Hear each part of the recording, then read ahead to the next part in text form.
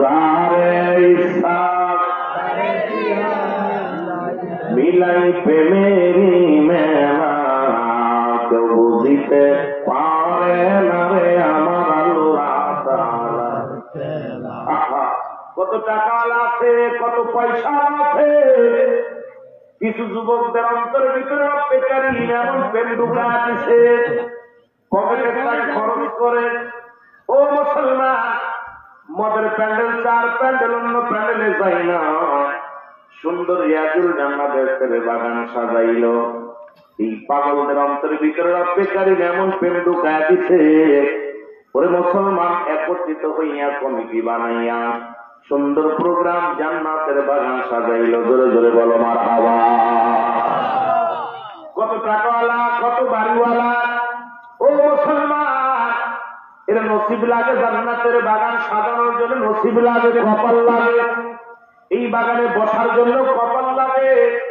এই মাহফিল আবার কেউ জোর করে বুঝতে চায় কেমনে মাহফিল হয়। এত টাকা খরচ করে আমার যুবক ভাইয়েরা সুন্দর জান্নাতের বাগান সাজাইল। অনেক অনেক রকম মন্তব্য করবে। মুসলমান শুনে নাও, রব্বির কারিমের খেলা বোঝা বড় জ্বালা। ধরে বলেন ঠিক কিনা? কারে দিয়া জান্নাতের বাগান সাজাইব, কারে দিয়া জান্নাতের বাগান মেলা মিলাইব, সব ক্ষমতার মালিক আমার আল্লাহ। ধরে বলেন ঠিক কিনা? আবার জোর করিয়া পুষতে গেলে তার ঘটে মরণ জ্বালা। বলো জোর করিয়া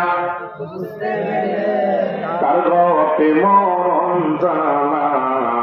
কেউ বুঝিতে পারে না রে আল্লাহ তাআলার খেলা। বলেন কেউ বুঝিতে পারে না রে আমার মাবুদ মওলা। ও দয়াল যারে ইচ্ছা তারে দিয়া মিলাই প্রেমেরি মেলা। দয়াল যারে ইচ্ছা তারে দিয়া মিলাই প্রেমেরি মেলা। কেউ বুঝিতে পারে না রে আমার আল্লাহ তাআলার খেলা। বলেন কেউ বুঝিতে পারে না রে আল্লাহ তাআলা। এই দুনিয়ার মুসলমান গভীর মনোযোগ, যুবকেরা শোনো।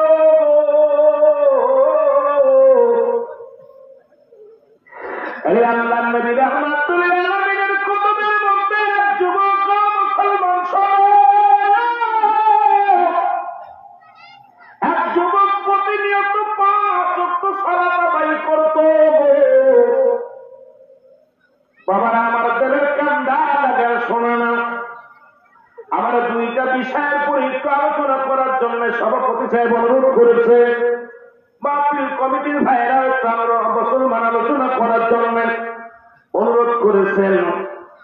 রাসূল বললেন, সাহাবীরারে, তোমরা যদি 5 ওয়াক্ত নামাজ, 5 ওয়াক্ত সালাত সময় মতো ওয়াক্তের মতো আদায় করতে পারো, আমি নবী হাত ধরে জান্নাতে নিয়ে যাবো। জোরে বলেন মারহাবা। এখন রাসূলের সঙ্গে জান্নাতে যেতে চান কে? কে তো হাত তোলেন। নারায়ে তাকবীর। জোরে চিল্লায় বলেন নারায়ে তাকবীর, নারায়ে রিসালাত, নারায়ে গাউসিয়া। এই যুবক বন্ধুরা, আমার নবী বললেন আমি হাত ধরে জান্নাতে নিব।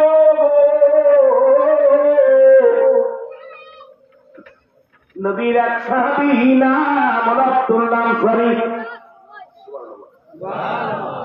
নাম কি? আব্দুল্লাহ আনসারী। সবচেয়ে গরিব সাহাবী। ও আমার বাবারা, একটু দিলের কান্ডা লাগা শুনবা গো। আব্দুল্লাহ আনসারী বাড়ি গেলেন রাসূলুল্লাহর ওয়াজ শুনে। আজকে আমি ওয়াজ করি, আপনারা বাড়ি যাবেন। বাড়ি যাওয়ার পর বিবিরে জানাইবেন রুহুল আমিন সিদ্দিকী সাহেব এই ওয়াজ করছে, অমুক মাওলানা ওয়াজ করছে। ওয়াজগুলো বাড়ি নেওয়ার দরকার আছে কিনা? আল্লাহ নবীর সাহাবী আব্দুল্লাহ আনসারী ওয়াজটা বাড়ি নিয়ে গেলেন। বিবি ডাকতে কয়, স্বামী, তার স্বামী,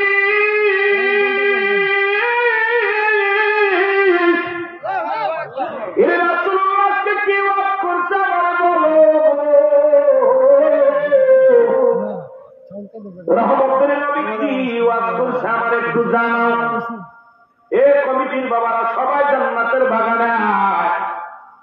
টাকা খরচ করে কষ্ট করে মাহফিল দিলি, রান্নাও দেখলাম হয়ে গেছে, তবারক কমিটিকে সাধুবাদ জানায়। অনেক মাহফিলে দেখা যায় শুরু হয় তাবারক রান্না শুরু হয়, লোকজন তাবারক নিয়ে ব্যস্ত থাকে। তবে আজকের কমিটি ব্যতিক্রম, তাবারক কাজেই রান্না করা কমপ্লিট। এখন যুবক বাবারা যারা কষ্ট করে টাকা খরচ করে মাহফিল কানা করলাম, সবাই একটু জান্নাতের বাগানে দুই চারটা দিনের কথা শুনি, আল্লাহ দরবারে ফরিয়াদ করি, চোখের পানি ফেলে কান্দি, আল্লাহ যেন সবাই রে মাফ করে দেয়। জোরে বলেন আমিন। ও যুবক, দিলের কান্ডা লাগা শোনো, আব্দুল্লাহ আনসারী বিবি ডাকতে পারে, স্বামী ও আমার স্বামী, বলো আজকে মায়ের নবী কি ওয়াজ করছে আমার একটু শোনা, রাসূলুল্লাহ কি ওয়াজ করছে আমার একটু শোনা। কি জিগায় বিবিরে, বিবি জিগায় স্বামীরে, আর আমাদের বউগুলো জিগায় তাবারক কেমনে হয়েছে কম, মাহফিলে কি বাদামাই ছিল না, মজাই ছিল না, বক্তার সুর কেমন, বক্তার চেহারা কেমন।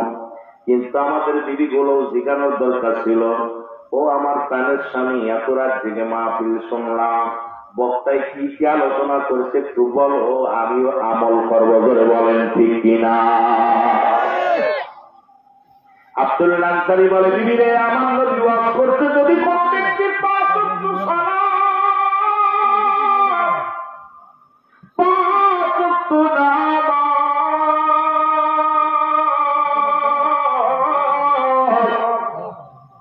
সময় মতো আদায় করতে পারে, আল্লাহ নবী তারা হাত ধরে জান্নাতে নিয়ে জোরে বলেন মারহাবা।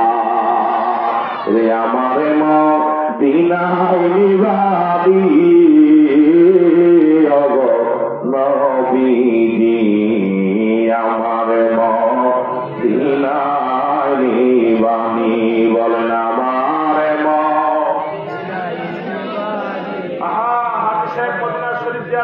আমরাও মদিনা যেতে চাই কি চাই না? আজকে সহসভাপতি হাফি, প্রধান আজকে সভাপতি হাফি, একটু মহব্বতে বলেন আমার মদিনায় নিবানি অগনবীজি, আমার মদিনায় নিবানি। এই পাসপোর্ট জমা দিলাম, জলসায় যাব আমরা মদিনা। আল্লাহ, আজকের মাহফিলে সবাই প্রার্থনা করবো, জমা দিব পাসপোর্ট। এই পাসপোর্ট জমা দিলাম, জলসায় যাব আমরা মদিনা। দেখবো আপনার নূরের রওজা খানি অগনবীজি, আমার মদিনায় নিবানি, বলো আমার মদিনায় নিবানি অগনবীজি, আমার ও নবী, আমি বাংলাদেশের মুসাফির, সত্য নয় মদিনায় যাবার, আমি বাংলাদেশের মুসাফির, সত্য নয় মদিনা যাইবার। সালাম দিলাম মাহফিলে বসি অগনবীজি, আমার মদিনায় নিবানি, বলো আমার মদিনায় নিবানি অগন, আমার পাসপোর্ট জমা দিলাম, জলসায় যাব আমরা মদিনায়, বলেন পাসপোর্ট জমা দিলাম, যাব আমরা মদিনায়। দেখবো আপনার নূরের রওজা খানি অগনবীজি,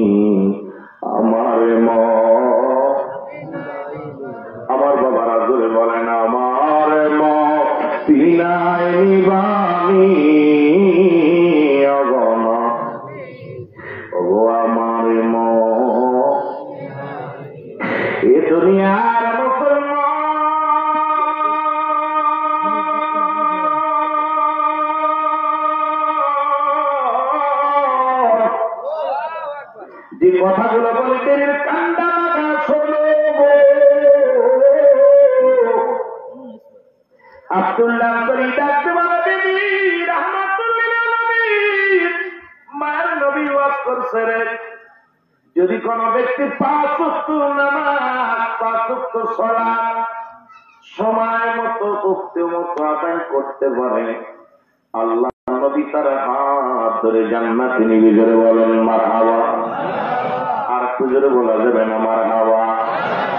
তুমি ডাকতে পাই, স্বামী ও আমার স্বামী, আপনার কাছে সত্য একটা দাবি করে যাই গো, জীবনে আপনার কাছে দামি কাপড় চাই না, দামি পোশাক চাই না, দুনিয়ার মধ্যে কোনো বালাখানা চাই না, কোন ধন সম্পদ আপনার কাছে চাই না, আপনি আমাকে একটু সুযোগ করে দিবেন, আমিও যেন সময় করে 5 ওয়াক্ত সালাত জামাতের সঙ্গে আমিও যেন 5 ওয়াক্ত নামাজ সময় মতো আদায় করতে পারি। বলে বলেন মারহাবা। কেমন বিবি দেখছেন? এমন একটা বিবি যদি আপনার নসিবে জুটে যায়, ও মুসলমান, 3টা গুণ দেখে বিয়ে যদি করতে পারেন তাহলে কপাল খুলে যাবে। 3টা গুণের গুণান্বিত যে নারীর ভিতরে আছে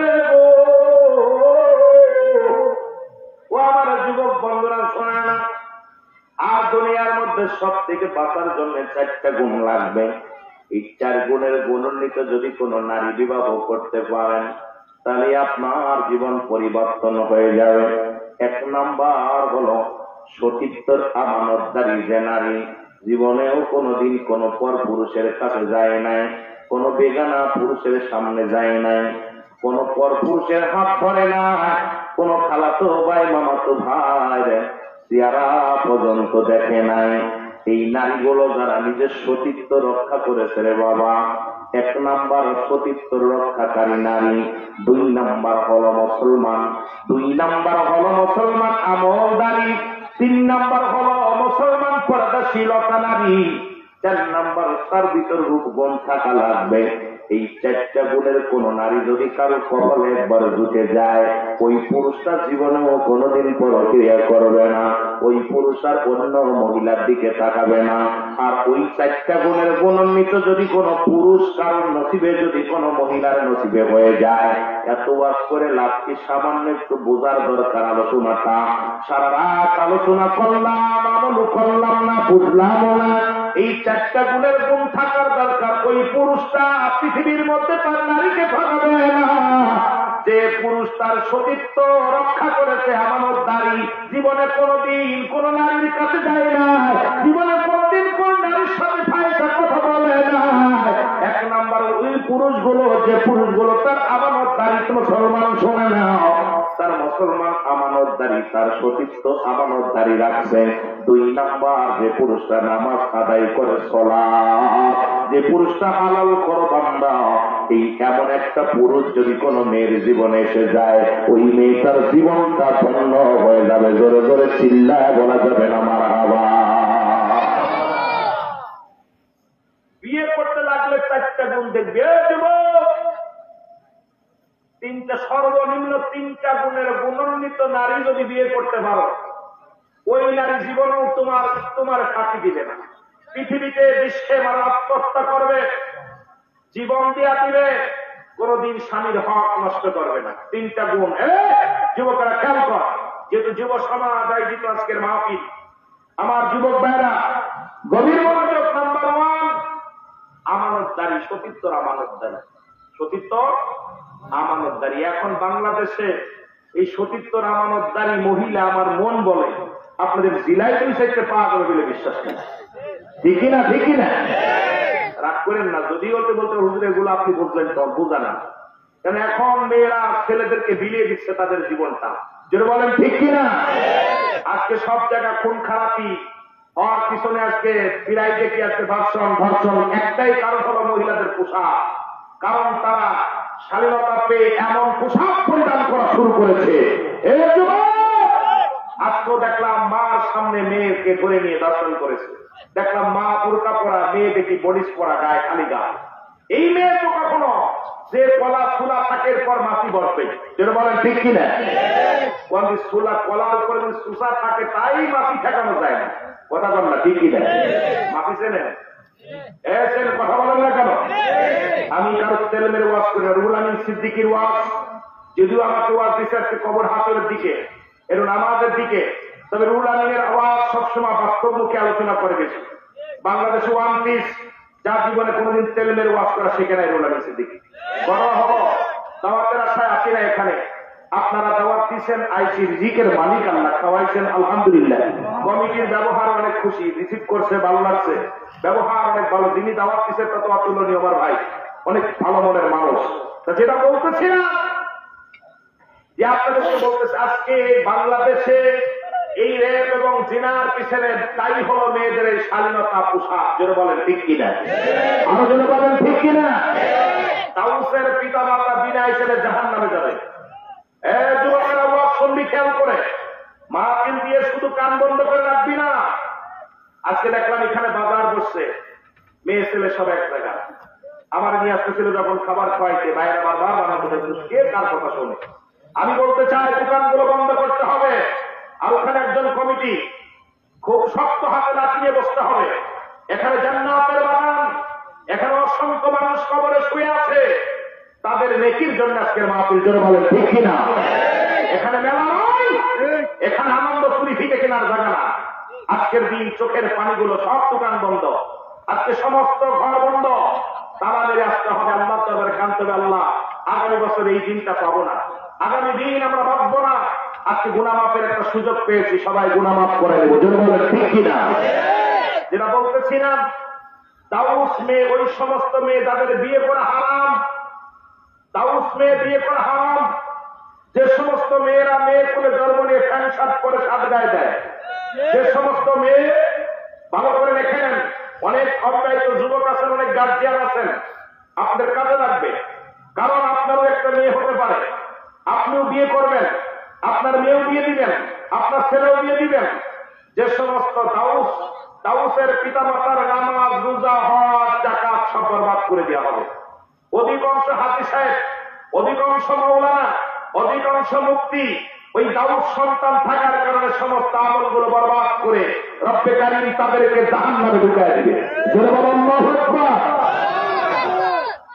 যে সমস্ত মেয়েরা দাউস কিনেন, দাউস মেয়েকে বিয়ে করা হারাম, হারাম, হারাম, হারাম।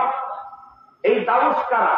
দাউস হলো যে সমস্ত মেয়েরা মেয়ের কোলে জন্ম নিয়ে প্যান্ট শার্ট পরে, সাত গায়ে দেয়, পুরুষের ন্যায় চলাফেরা করে, পুরুষের ন্যায় কথাবার্তা বলে, সাইকেল চালায়, গাড়ি চালায়, তাদের সম্পূর্ণ বাজার ঘাট ইত্যাদি ইত্যাদি করে পুরুষের ন্যায়।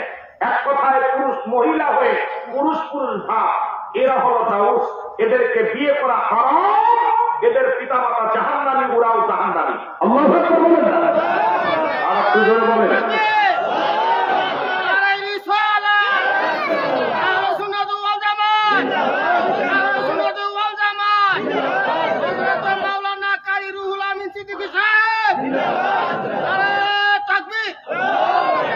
এদের দাউস ছেলেদের বিয়ে করা হারাম। যেহেতু পল্লী এলাকা আমার মারা শুনবেন, ওই ছেলেকে বিয়ে করা হারাম যে সমস্ত ছেলেরা ছেলের কোলে জন্ম নিয়ে গলায় সোনার চেন দেয়, হাতে ছুরি দেয়, কান ফুরায়, নাক ফুরায়, কান নাক ফুরায়, মহিলাদের মতো কথাবার্তা বলে, মহিলাদের মতো চলাফেরা করে, মহিলাদের মতো উন্নত আনে, এই সমস্ত দাউস পুরুষদেরকে বিয়ে করা হারাম, হারাম, হারাম। আর একটু জোরে বলে। এখন এই এলাকার মধ্যে যেগুলো দাউস আমি চিনাই দিয়ে গেলাম, দাউস গুলো আর যে সমস্ত মেয়েরা বুকটান করে বেশিরভাগ হাটে দেখেন, লজ্জা হায়া নাই, এরা বেশিরভাগ বুকটান এই জিনাকারী মহিলারা। নাউজুবিল্লাহ বলেন না? আরো জোরে বলে। ওয়াজ অনেক, ওয়াজ পল্লী এলাকা কিন্তু অনেক কথা রয়েছে। যেহেতু আমি ওদিকে যেতে পারবো না, তবুও কিছু কাজ দিতে হবে, কারণ আমাকে মরতে হবে। যেহেতু উনি আমার সাবজেক্ট দিচ্ছে কবরের দিকে, কবরে গেলে যেতে লাগলে এই আমলগুলো পরিত্যাগ করার দরকার আছে কিনা? জনগণ অভ্যাসগুলো পরিত্যাগ করার দরকার আছে কিনা? আমার বাবারা, যে কথা আমি বলতেছিলাম, 5টা গুণ, 3টা গুণ, মেয়েদের ভিতর সর্বনিম্ন কয়টা গুণ দেখবেন? এই জন্য বলেন কয়টা গুণ? 4টা গুণ, বেশিরভাগই 4টা। 4টা 5টা গুণ দেখতে গেলে আমার দেশে হবে না। সর্বনিম্ন 3টা গুণ দেখলে বিয়ে করবেন। 4টা গুণ দেখা উত্তম। নাম্বার 1, ওই নারী সতীত্ব রক্ষাকারী। সুবহানাল্লাহ বলেন না? ওই নারী সতীত্ব রক্ষাকারী। নাম্বার 2, সে পর্দাশীলতা। আজকে আমার দেশে পর্দা নাই বললেই চলে। যারা বলেন ঠিক কিনা? আমার দেশে পর্দা নাই বললেই চলে। পর্দা যেমন ফরজ, নামাজও তেমন ফরজ। নামাজও যেমন ফরজ, পর্দাও তেমন ফরজ। কি পর্দা কি করা? যারা বলেন কি করা? ফরজ। এটা অমান্য করলে কি কাফের? যারা বলেন ঠিক কিনা? ফরজ তরক করা কবিরা গুনাহ। যারা বলেন ঠিক কিনা? আমার ভাইয়েরা, নাম্বার 2 মুসলমান। নাম্বার 3 হলো ওই মেয়ে আমলদারি। যারা বলেন না সুবহানাল্লাহ। কোরআন শরীফ পড়তে পারে, নামাজ পড়তে পারে, আমল করতে পারে। অনেক মেয়ে দেখবেন রোজা রাখে না, গার গোস্ত কমে যাবে। জোরে বলেন ঠিক কিনা? বডি ফিটনেস নষ্ট হয়ে যাবে, রোজা রাখে না। অনেক যুবকও আছে, এই যে সামনে মায়ের রমজান মাস আসতেছে, অনেক যুবক। আর ওই বাপ মা কত বড় ভয়, বেহাইয়া। বাপ মা ছেলেরে ডাকে না, কষ্ট হবে, মেয়ের ডাকে না, কষ্ট হবে। এরা বাবা, ইমাম সাহেব বারবার ডাকতেছে, সাহেব ওঠো, খেয়ে নাও। মিস যদিও ছেলে ওঠে, কাটবা না, তোর মুখে ঠিক তাকানো যায় না। আরে ওই সন্তান তোর বুকে লাথি মারবে, বলেন ঠিক কিনা? ওই সন্তান কি করবে? বুকের ভিতরে লাথি মারবে, লাথি মেরে জাহান্নামে যাবে। এই জন্যে আমার বাবারা, আর একটা গুণ হলো সে একটু রূপবতী হওয়া লাগবে, যাতে করে অন্য নারীদের দিকে আপনার লালসার নজর না যায়। এই জন্যে সে একটু রূপবতী হওয়া লাগবে। এই 4টা দিক খেয়াল রাখতে হবে। তবে 4টা দিক যদি না হয়, যদিও সে কালো হোক, যদিও সে বেড়ে হোক, যদিও সে টেরা হোক, যদি সে আমানতদারী নারী হয়, আপনার জীবন ধন্য। জোরে বলেন মারহাবা। পুরুষের জন্য যে সমস্ত ছেলেরা মেয়েরা বিয়ে করবেন, গার্জিয়ানদের আমি অনুরোধ করে যাব, 1 নাম্বার, ওই ছেলেটা আমানতদারী কিনা, সেও অপচয় করছে কিনা। রাসূল তো অর্ডার করেছে, ইমাম সাহেব আছেন, ইমাম সাহেব আপনারা আলেম ওলামা যারা আছেন, নবীজি নিজে অর্ডার করেছে 2টা জিনিস, যে ব্যক্তি আমার কাছে হেফাজত করবে, জামিনদার হবে, আমি নবী তার জন্য বেহেশতের জামিনদার হব। নাম্বার 1, 2 গালের মধ্যবস্তু। নাম্বার 2, 2 পায়ের মধ্যবস্তু, লজ্জের স্তন, স্ত্রীলিঙ্গ পুরুষলিঙ্গ। এই 2টা কেউ অপচয় করে নাই। একমাত্র স্বামী স্ত্রীর কাছে, স্ত্রী স্বামীর কাছে। এই যে ব্যক্তি, আল্লাহ নবী বলছে আমার কাছে ওয়াদা করতে পারবে যে আমি স্ত্রীর কাছ ছাড়া অন্য জায়গায় যাই নাই। আর স্ত্রী বলছে আমি স্বামী ছাড়া অন্য কোন পুরুষের কাছে যাই নাই। নবীজি বলছে আমি হাত ধরে জান্নাতে দিব। সুবহানাল্লাহ। এখন আপনারা যদি বলে হাত উঠাইতে যে কয়জন আজ পর্যন্ত অপচয় করছেন, ইনশাআল্লাহ হয়তো উঠাবেন না ভয়ে। কিন্তু আপনার যে পাপ, এই পাপের কথা যদি আপনার বাবা জানতো, জীবনে আপনাকে সন্তান পরিচয় দিত না। যদি আপনার ভাই জানতো, আপনাকে ভাই বলে ডাকতো না। আপনার স্ত্রী জানতো, তালাক দিত। বোনে জানলে আপনাকে ভাই বলতো না। প্রতিবেশী জানলে আপনার সাথে কথা বলতো না। এত পাপ করেছেন, রব্বে কারীম সব গোপন রাখছে। আজকের মাহফিল থেকে আমরা সবাই ক্ষমা চাবো, আল্লাহ বিগত দিন যা করেছি, আজকে থেকে আমাদেরকে তুমি ক্ষমা করে দাও। জোরে বলেন আমিন। আমাদের বলেন আমিন। আপনি চক্ষু দুটা বন্ধ করে দেখেন কত পাপ করছেন। এরা যদি ফাঁক হয়, আপনার স্বামী স্ত্রী যদি জানে যে আপনি কি কত অপরাধী, আপনার ভাই, আপনার বন্ধু, আপনার আব্বা, আপনার মা, যদি আপনি জানেন আপনার পাপের কথাটা, জীবনে আপনাকে জীবনের ছেলে দেবে, পরিচয় দেবে না। একটু চিন্তা করার দরকার আমার। সেই রব্বে কারীম যিনি আমার আপনার মালিক, আমি আমার আপনার রব, সেই রব্বে কারীম গোপন রাখছে, সব গোপনের গোপন। আল্লাহ আমাদের মাফ করার জন্য। তারপরও যদি ক্ষমা না পান, তার মতো কপাল পোড়া নাই। নাম্বার 1। নাম্বার 2 হল নামাজি হতে হবে সেই সন্তানকে। যার মেয়ে আছে, বিয়ে দেওয়ার আগে আল্লাহ আমাকে কোনো বেনামাজির হাতে কোনো ছেলে ধরে দিবেন না, বেনামাজির হাতে কোনো মেয়েকে দিবেন না। নাম্বার 2 দেখবেন সে নামাজি কিনা। 3 নাম্বার দেখবেন তার রুজিটা হালাল কিনা। সে রিক্সা চালায়, ব্যাংক চালায়, চাকরি করে, জিগাইবেন বাবা তুমি বেতন পাও 10,000, তোমার সারের দাম 3,000, তোমার বইটার দাম 4,000, এত টাকা পাও কোথায়? 10,000 টাকায় কোন রকম চলতে পারো, এত টাকা কই থেকে পাবো না? সুতরাং 3 নাম্বার দেখবেন আপনার ওই জামাইটা রুজির দিকে হালাল রুজির কাম করে কিনা। 4 নাম্বার তাকে দেখবেন কি সে ওই মাদক সেবন বা অন্যদিকে ধাবিত কিনা। এই 4টা গুণ দেখে যদি আপনি মেয়ে দেন, আপনার মেয়ের গায়ে জীবন ওই জামায় হাত দিবে না। ওই মেয়েকে আপনি কোনোদিন প্রহার করবে না, ওই মেয়েকে কষ্ট দিবে না, ওই মেয়ে কোনোদিন নির্যাতিত হবে না। আজকে দেখা যায় প্রায়টা দিনে ফেসবুকের মধ্যে দেখি জামায় পিটায় মেয়ের হাত পা ভেঙে বাড়ি পাঠাই দিছে, যৌতুকের জন্য মারছে। একজন হালাল খরদামান্দা কোনোদিন তার স্ত্রীর গায়ে হাত দিতে পারে না, একজন হালাল খরদামান্দা কোনোদিন তার বিবিকে গালি দিতে পারে না, একজন ইমানদার হালাল খরদামান্দা কোনোদিন তার স্ত্রীকে কষ্ট দিতে পারে না। কিন্তু আমরা বিয়ে দেওয়ার সময় ছেলে বেতন কত? 80,000। বেতন যদি 10,000 হবে না, কারণ আমার মেয়ে খরচ দিতে পারবে না, খাবার দিতে পারবে না,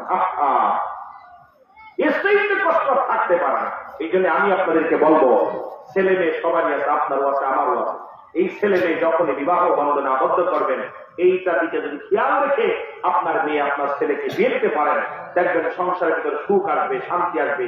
ওই মেয়েটা এসে আপনার বাবা মা খেদমত করবে, ওই মেয়েটা এসে আপনার খেদমত করবে, আপনার মা খেদমত করবে, আপনার ভাই বোনকে নিজের ভাই বোন মনে করে নেবেন, আপনিও তার মা বাবাকে আপন মনে করে নেবেন। কিন্তু আমাদের ক্যারেক্টার এত খারাপ হয়েছে, আগে দেখি ক্যান্সার শ্বাস গায়ে।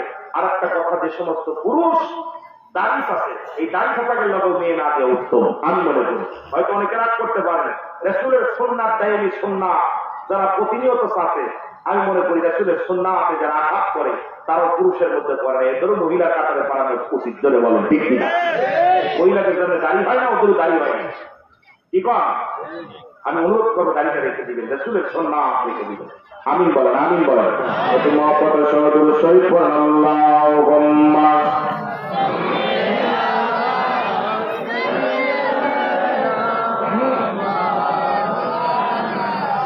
আরো জোরে বলেন, ওয়ালা আলি সাইয়্যিদিনা।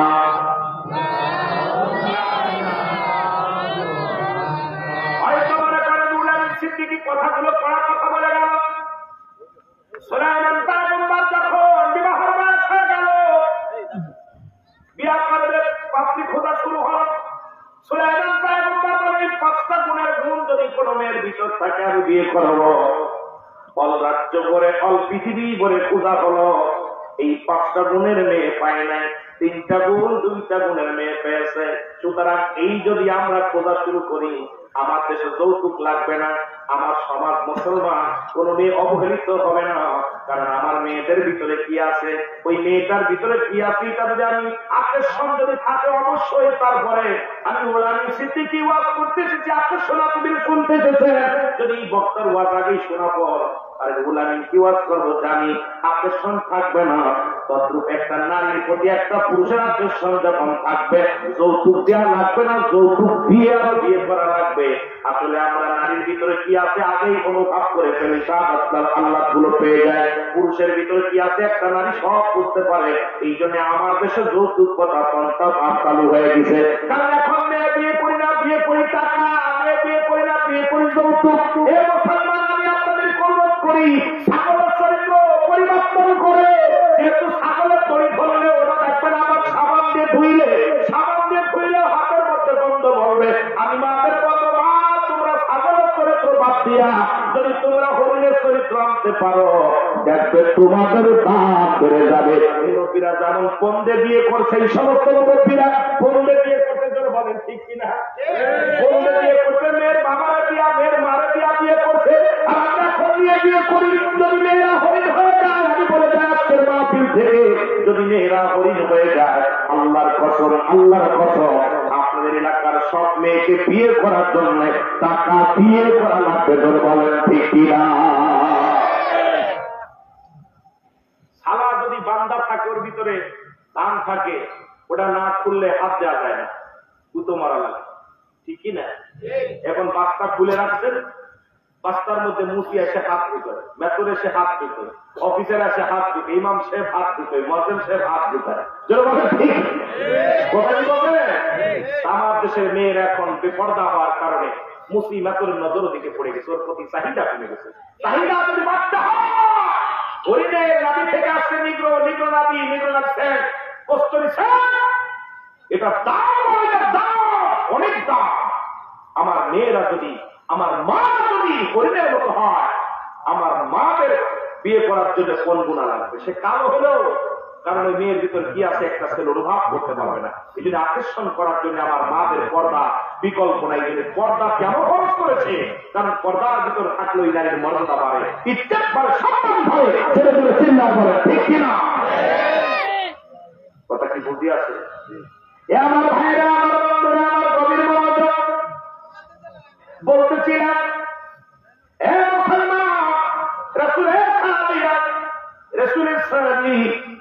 আমার যুবক বাবারা শোনা না, বাড়িতে যখন বললেন রাসূল বলতে 5 ওয়াক্ত সালাত জামাতের সঙ্গে আদায় করতে মনে আছে? যেটা বলেন মনে আছে? এর মানে স্বামী, স্বামী আপনি আমার একটু সুযোগ করে দিবেন, আমিও যেন 5 ওয়াক্ত সালাত জামাতের সঙ্গে বা সময় মতো আদায় করতে পারি। রাসূলুল্লাহ নামাজ পড়ে সালাম ফিরে আসসালামু আলাইকুম ওয়া রাহমাতুল্লাহ, আসসালামু আলাইকুম ওয়া রাহমাতুল্লাহ। নবী ডাকেন সব সাহাবী আছে, কিন্তু আব্দুল্লাহ আনসারী নামের সাহাবী রাসূলের পিছে দেখা যায় না। নবী বলেন আমার আনসারী প্রতিদিন নামাজে আসে, সালাম শেষ করার পর আনসারী কোথায় যায়? সাহাবীরা বলে হুজুর নিশ্চিত দুনিয়ার কোন প্রেমে পড়ে গেছে, নিশ্চিত কোন দুনিয়ার ঝামেলার মধ্যে পড়েছে। ইয়া রাসূলুল্লাহ, ইয়া হাবিবাল্লাহ, আমার নবী কয় আমার সাহাবীরা শোনো, আমি নবী নিজে খবর নিব, আমি নবী নিজে খবর নিব। রাসূলুল্লাহ চলে গেলেন আনসারীর বাড়িতে। আসসালামু আলাইকুম আলাল বাইত, আসসালামু আলাইকুম আলাল বাইত, আসসালামু আলাইকুম আলাল বাইত। 3-3 সালাম দিলেন রাসূলুল্লাহ, কোন সালামের জবাব আসলেন না। নবীজি মনে একটু কষ্ট পায় ফিরে চলে আসলেন। আমার যুবক বন্ধুরা শুনে নাও, নবীজি ফিরে চলে আসলেন। এই সময় মুসলমান পিছন থেকে সাহাবী সালামের উত্তর দেয়, আলাইকুম আসসালাম ইয়া রাসূলুল্লাহ, ওয়ালাইকুম আসসালাম ইয়া হাবিবাল্লাহ, ওয়ালাইকুম আসসালাম ইয়া রাহমাতুল লিল আলামিন। আল্লাহর নবী ডাকতে বলেন আনসারী,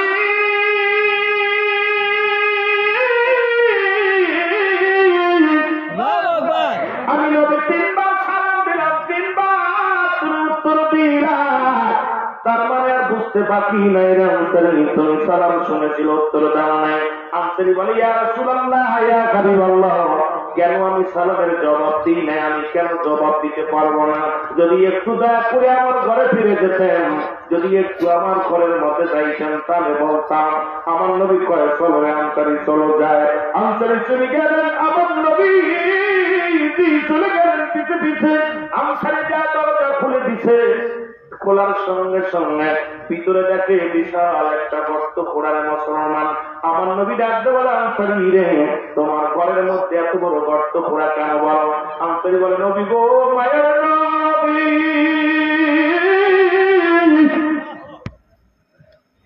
ইয়া রাসূলুল্লাহ,